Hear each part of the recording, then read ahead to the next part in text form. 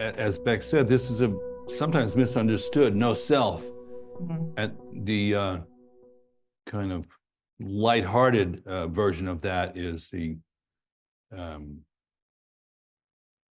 of Jewish mother Buddhism.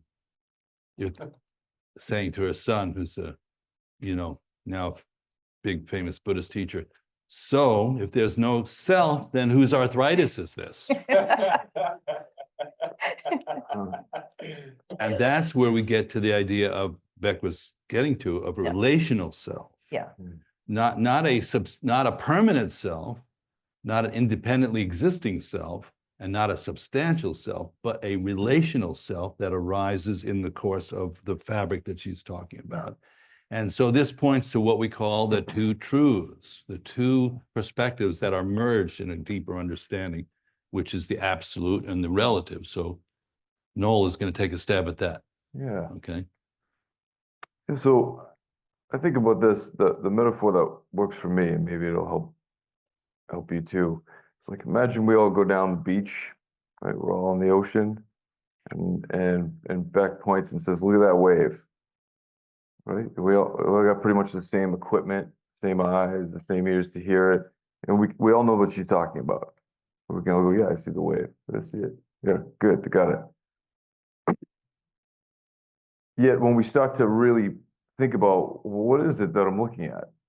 What is that wave? Is there some like unit that's somehow separate from the rest of the water, that's like gliding on top, right? Something like that. But even that just looks like that. It's an appearance. It really just goes like this, right? Mm-hmm.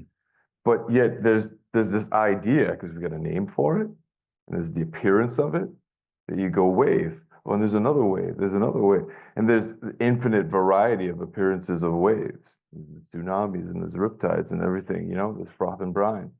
And we've got all these words for it. And at the end of the day, no waves, only ocean. Right? It doesn't stand when we break it down, other than we got a word for the thing. It's in mind only, right? But nonetheless, if we can go too hard the other direction and say like only ocean and pretend like we're not seeing the infinite appearances of all the different types of waves. So if we just said only ocean, that somehow wouldn't cut it, right? That would be missing part of the deal. But if we got too locked into all these waves, that would miss the truth of the nature of those things.